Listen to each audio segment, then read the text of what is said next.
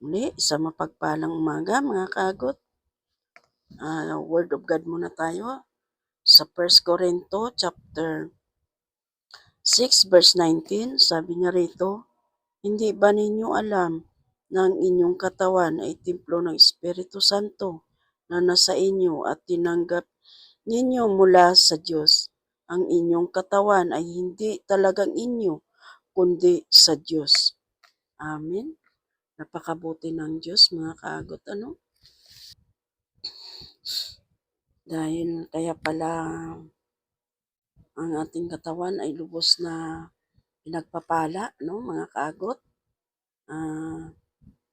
Dahil ito'y kaloob ng Panginoon. Dahil sabi niya nga, hindi sa inyo, kundi mula sa Panginoon ang katawan natin ito. Kaya mga kaagot, huwag nating hayaan na masaktan ang ating mga katawang ito. Bagkus alagaan natin, pahalagaan natin, dahil dito nananahan ang Panginoon sa ating katawang ito. Kaya mag-pray tayo, ipag-pray natin mga kagot na patuloy natin masunod ang nais ng Panginoon na pahalaga natin kung ano yung kanyang ipinagkaloob sa ating buhay mga kagot. Banal at dakilang Diyos amang makapangyarihan sa lahat. Lubos kami napapasalamat sa mga biyaya mo sa umagang ito, Panginoon. Na sa aming paggising, Panginoon, ay malakas, malusog ang aming mga katawang lupa. Dahil mula pala ito sa iyo, Panginoon Lord Jesus. Dalahin ko, Panginoon, na patuloy namin ito pahalagahan at patuloy namin ito bigyan ng kahalagahan, Panginoon Lord Jesus. Pangalagaan namin ang katawang lupa na ito na ipinagkaloob mo sa amin.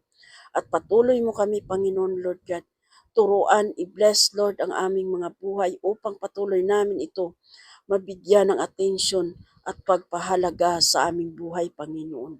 Dahil mula't galing ito sa iyo, Panginoon, ang mga katawang na ito, Panginoon Lord Jesus. Patuloy ka namin pupurihin at sambahin, Panginoon, sa pamamagitan ng katawang ito na ipinagkaloob mo dahil nananahan ang iyong banal na Espiritu Santo sa buhay namin at sa katawang lupa na ito, Panginoon. Salamat, Ama, sa biyaya mo, sa pinagkaloob mong katawan na ito, na patuloy namin ito iingatan, bigyan ng kahalagahan, proteksyon, Panginoon, at patuloy ito, Panginoon, na maging malakas at malusog ang katawang ito na mula't galing lamang sa iyo, Panginoon. Salamat, Ama, sa umagang ito, sa oras ito, sa biyaya mo, sa pagpapala mo, Panginoon, na patuloy kaming gumising na mayroong lakas na mula't galing sa iyo, Panginoon. Muli, Ama, maraming salamat sa mga biyaya mo sa panahon na ito, Panginoon Jesus. Harapin namin ang buong maghapon na ito na puno ng kagalakan at kapayapaan, spirit of joy sa aming buhay, Panginoon Lord, at sa buong maghapon na ito, Panginoon. Salamat, salamat, Panginoon, sa biyaya na ipinagkaloob mo sa amin sa araw na ito at sa buong maghapon na ito.